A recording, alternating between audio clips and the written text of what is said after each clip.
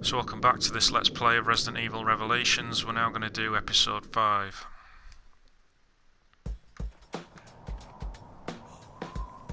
It's freezing. Jackass here.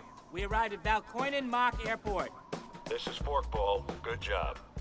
Get the lay of the surroundings and continue with your mission. So, how do you want us to proceed, O'Brien? Up to you. Do what you think is best.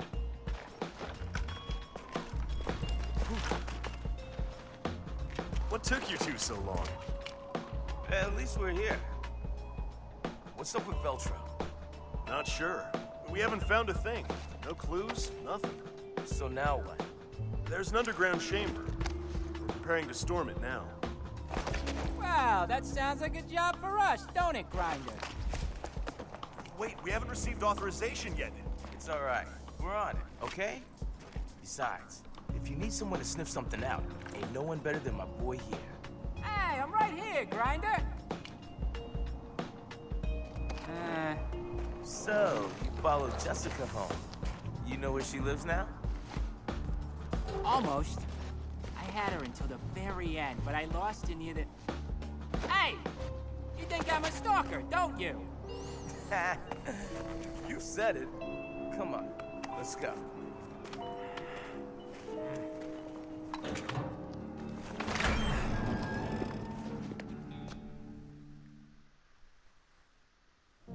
Feels like something's gonna jump out. Watch your footsteps. We need to stay quiet. Yeah, I know. So here we are with Quint and Keith looking for any clues as to the whereabouts of the Queen Zenobia. Shh! Weren't you the one who said to stay quiet? Well, even Homer sometimes nods off, you know? That doesn't even make sense. Come on. So remember, this whole Veltro base at Valkoinen Mock Airport is an elaborate fake set up by O'Brien and Vesta to panic Morgan into making a rash move. And this has obviously worked because he's already sent a plane full of BOWs to attack the airport and slaughter everyone here. What movie is this? Snow all around, a lonely outpost, and a creature attacking the staff. I said no movie talk. Quint's obviously a big fan of the thing. So we're about to see some CCTV footage of the plane taking off, which is the same plane that Morgan sent to attack the base from Radicia Del Monte Air Base earlier today.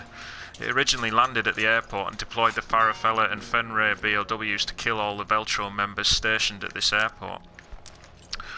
In a panic, the surviving members have tried to take off, but the BOWs have destroyed the plane and it crashed in the mountains. But because the plane belongs to the FBC, its onboard flight computer will contain vital clues, and that's where we're going to be heading to next.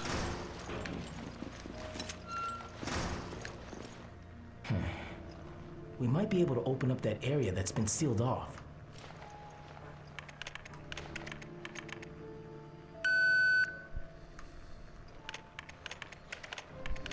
Huh? The security cameras have got something. This is what I found from the security feeds. That's a freighter, ain't it? Is this Veltro or what? Whoa! Did you see that? Not control BOW? Talk about a wrench in the works. Keep it together, and... Oh! They never had a chance. The timestamp places the crash at the same time as the one Chris reported. Is that in here? It certainly looks like that. Whoa! What the hell is it? It's a poltergeist! Hey, Quint! I'll switch the feeds. See where it goes. Huh. We got a live one here. Shh, quiet. Hey, what the hell was that? I told you to be quiet. Oh, whoa! There's something there. I don't know what, but we can't see it. Nasty. Hey, did he just drop something? This is definitely for mature viewing audiences. That's some shocking footage there. One of the Vics left it behind. What is it? I know I keep referring to Veltro members when this revival is all actually an elaborate fake, and this is where it gets complicated, so I'll try and explain it as best I can.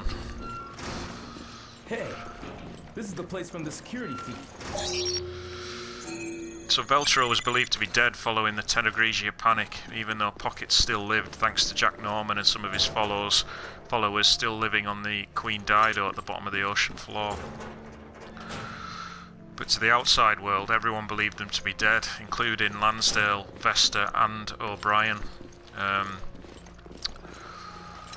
O'Brien and Vesta have staged this fake revival to make Morgan panic because of the secret collusion he had with Veltro in the orchestration and execution of the Terra Grigia panic. So to do that, they've created a new Veltro manifesto, which is this here, and this manifesto has lured surviving followers out and copycat members to the Veltro cause. Therefore, the men stationed at Valcoin and Mock Airport are actually real Veltro followers. They're not stooges or BSAA agents in disguise, they're the real deal, albeit they've been tricked into following a manifesto that is all a fake. This new Veltro ideology has been written by a mysterious individual named Earl Bryn Vishaw, and he has brought them all together at this base. But if you look closer at the name, you'll see that Earl Bryn Vishaw is actually an anagram of Clive R. O'Brien. O'Brien has done all this, and this ploy worked because it's brought Lansdale out into the open and he's attacked the base.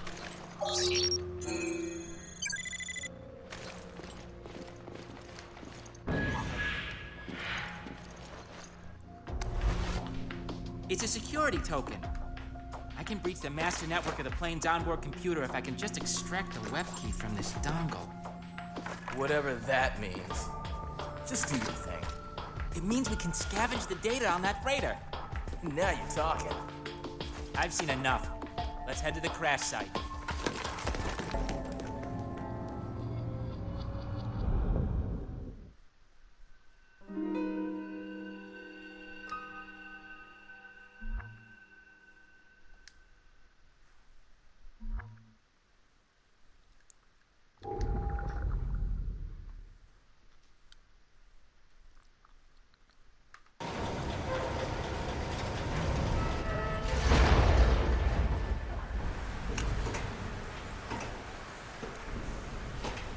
What's that sound?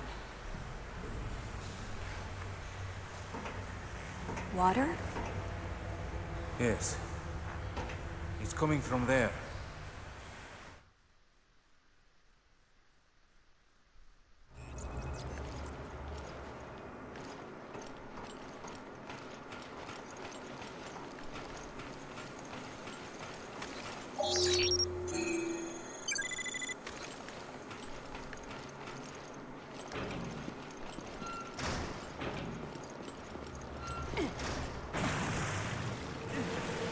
Where's the leak?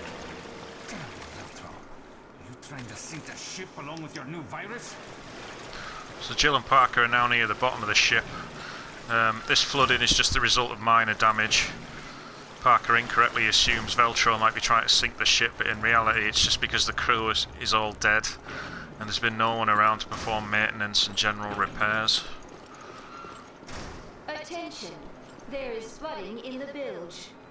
The bulkheads cannot be lowered during a power outage. Power can be restored from the engine room. Better find the engine room on the double. Remember that once he boarded the ship, Vesta steered it away from the Queen Semiramis and shut down the power so the Zenobia stopped broadcasting its location. I don't think I've got any upgrades actually. And obviously this makes Lansdale lose track of the ship and give Vesta enough time to carry out his Veltro misdirection plans for the benefit of Jill and Parker.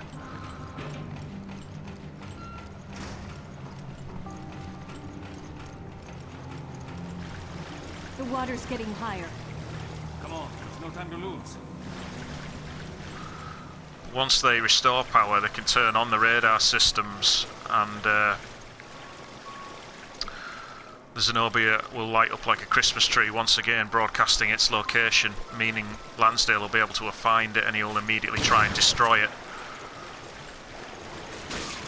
Shit. But obviously this is all still unknown to Jill and Parker, of course, who simply want to restore power so they can re-establish contact with BSAA headquarters.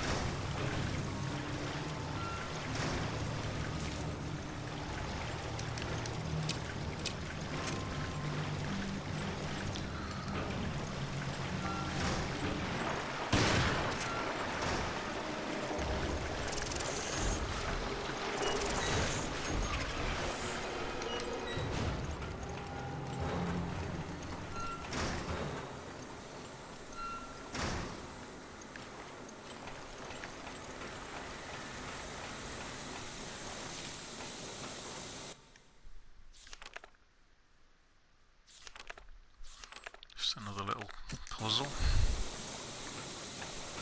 Nothing of any story importance.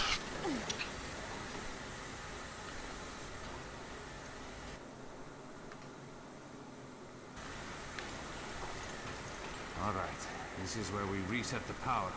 Nothing's working. I'll see if I can figure this out, okay? I need you, however, to go try that control panel over there. No problem. I'm on it. These waterways are infested by a creature known as the sea creeper.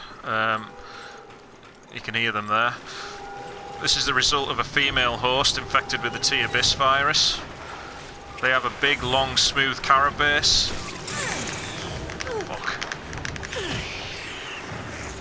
Bastards. You saw a glimpse of its carapace there, and it's reminiscent of a woman's long hair. It's quite slick, like a squid, and it removes friction and helps it glide underwater. They also have 6 arms to wrap around and tightly hold on to their prey, which is reminiscent of a mother's love when holding a child. It has flexible joints for more efficient swimming, and its claws are all made of bone. When underwater, they emit a distinctly feminine noise in a communication method similar to whale song. Sea Creeper actually reminds me a little bit of Morpheus DeVal's mutation in Resident Evil Dead Aim, but its appearance is actually a cross between a female ooze and a horseshoe crab.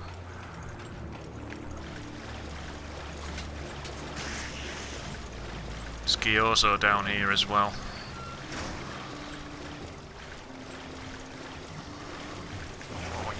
Fuck.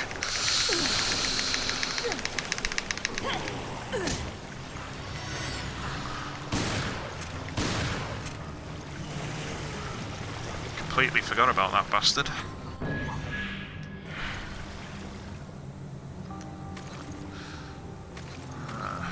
It's annoying this when you have to change weapons.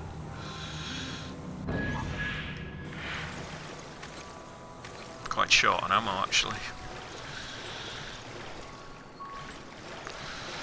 Pulse grenades can also disorientate sea creepers for several seconds.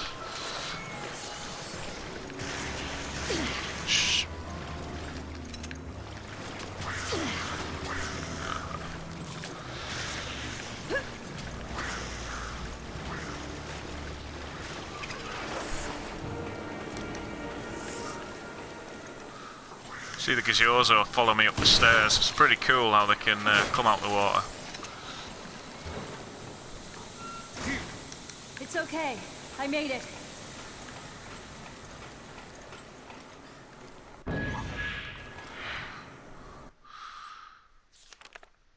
This fetch quest involving cogs, keys and steam valves is one of the most tedious parts of the game. Thankfully it's quite short. There are no keys here. Shit. My guess is you have to start them both simultaneously. And we really need that key. This is where location and atmosphere is important in Resident Evil. You know, fans love doing this sort of stuff in a creepy atmospheric old mansion. But down here where it's just bulkheads and conduits and, you know, industrial looking corridors in a ship, it gets boring pretty quickly.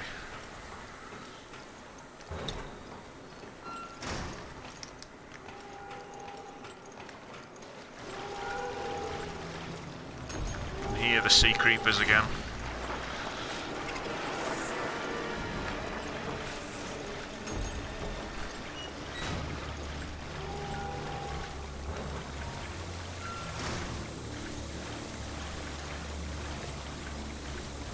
Ah, shit, I've made a wrong turn in somewhere.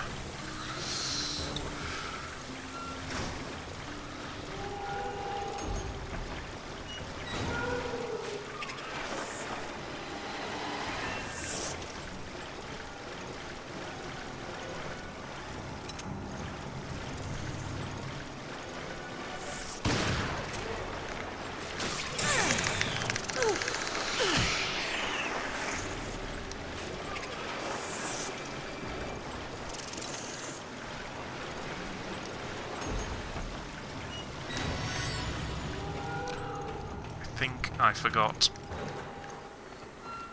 to re-hit this steam valve, did I? That's it. So we may as well use this time just to do a quick recap of where we are then. So obviously Jill and Parker are still trying to uncover the truth behind Veltro's revival. For fuck's sake. They obviously think the revival is real. Vesta is playing the part of Veltro and trying to guide them towards the truth of Morgan Lansdale's collusion with Veltro in the orchestration of the Terra Grigia panic.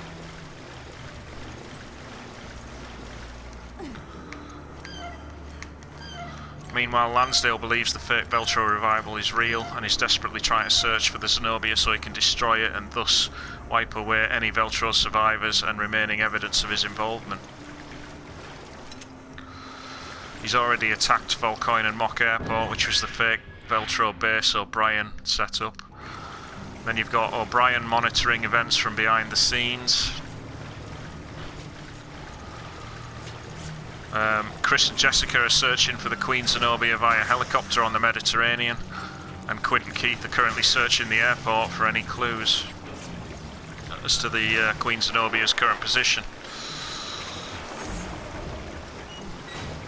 And on top of all that, Jessica is a secret spy for Morgan, and both Vesta and Jessica are secret triple agents working on behalf of Tricell. You see, it's all simples. Running around in circles. You okay? I'm fine. Running around in circles seems to be what this job is about.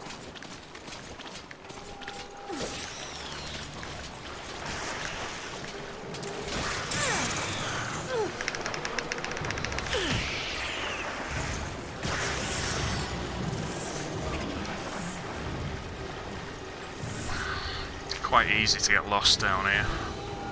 I know, probably haven't taken the most efficient route here.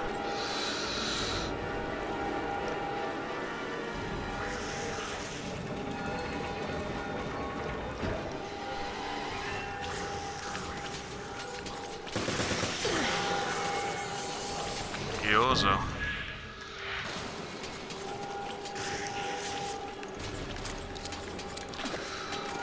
Repairs are complete. Meet me in the engine room.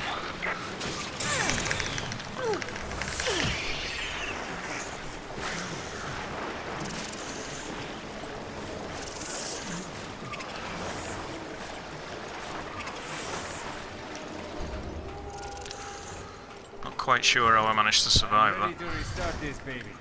Get in position.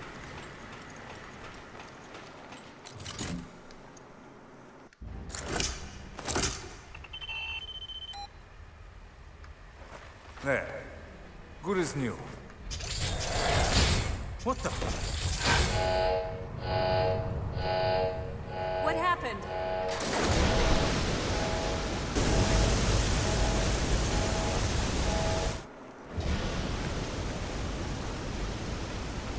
Uh-oh.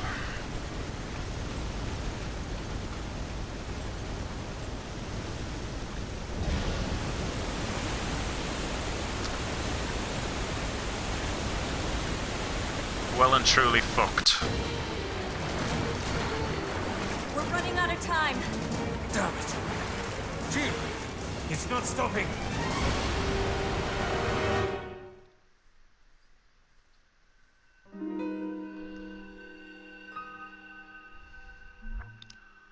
Apologies for the gameplay there. I honestly couldn't remember which way to go then. It's been a while since I played this game. All the way through.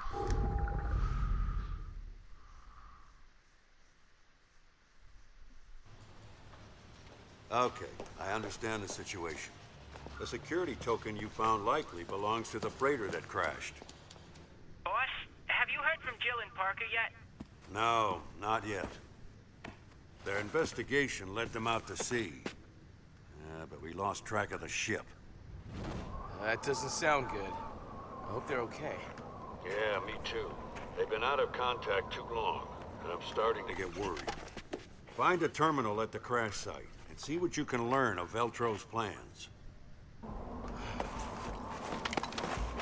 The crash site's just up ahead.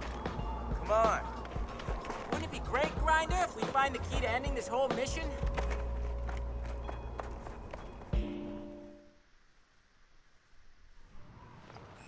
Pretty bright out for this time of night.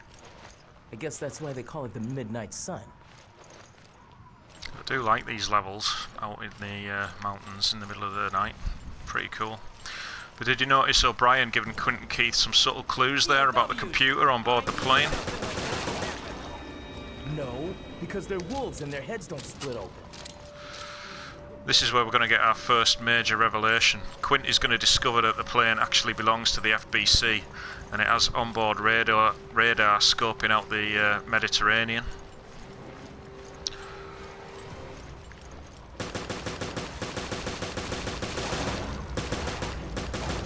Grinder, I'm gonna go check out the terminal. Have fun with these. Quint, don't just leave me here. Cheers, Quint. Damn computer nerds. So obviously it makes no sense for Veltro to be searching for their own ship, and this is how Quint works it out. Remember what I said earlier about the Queen Semiramis and Queen Zenobia originally travelling together on the same automated parallel course? Well, when Vesta and Rachel took the Zenobia, they steered it away from the Semiramis, and once Jill and Parker boarded, Vesta shut down the transponder, meaning Lansdale and the FBC lost all track of its position. But the Semiramis is still broadcasting its position, and that is what Quint discovers on the plane's computer in a few minutes. He believes he's found the Zenobia, but it's actually coordinates for the Queen Semiramis, and he's going to send Chris and Jessica to the wrong ship. Yo, calm down. What's wrong with you? Something... I don't know. It's like something hit me. What? Look, I just got hit. It was the Invisible Man or something. I'm sure of it. Not going to pick up any weapons. He's a hunter. It disappeared. Now I get what happened on the security feeds. That was the ghost. It's a new type of hunter. Thanks for the explanation. Did I mention his clothes?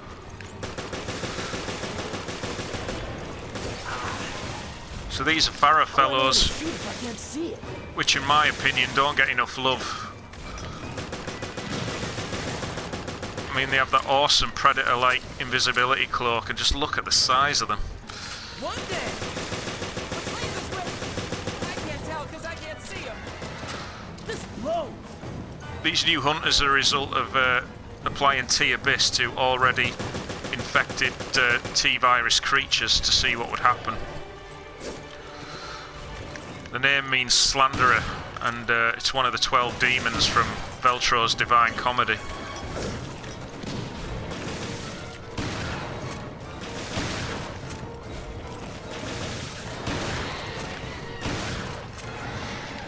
They're quite larger than other hunters, and notice the spines on the back.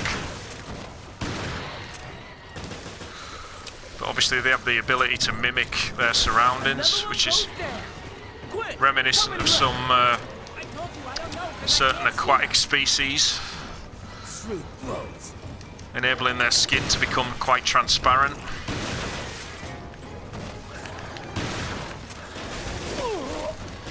Bastard.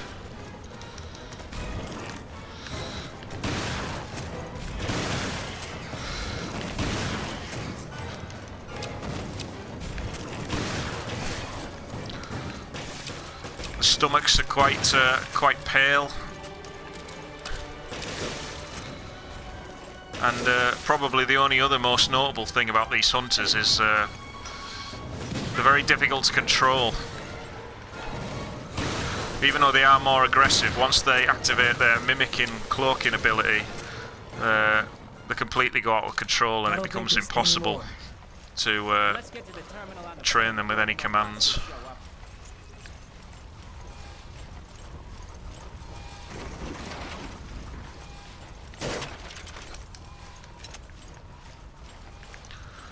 The reason they do go out of control is because they're infected with more than one virus.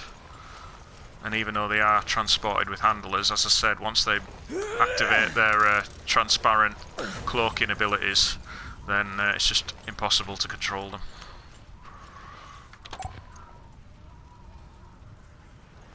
Okay, everything appears to be in working order. Yo, Quinn, time to do your job.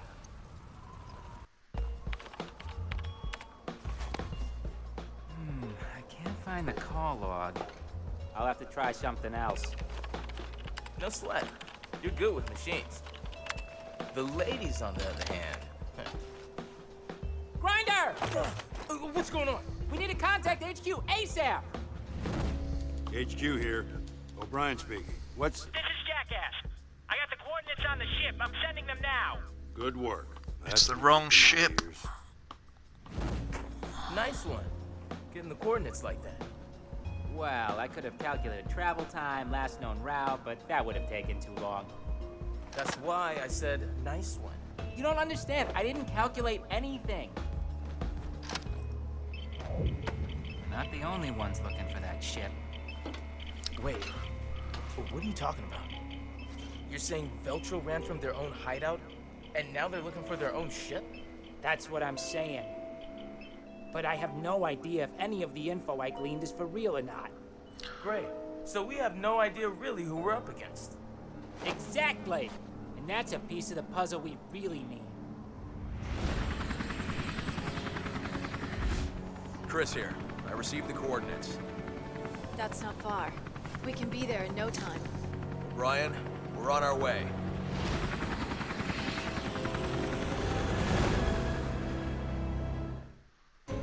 So they think the plane belongs to Veltro, but it's actually the FBC, and that's the first of many revelations we're about to see.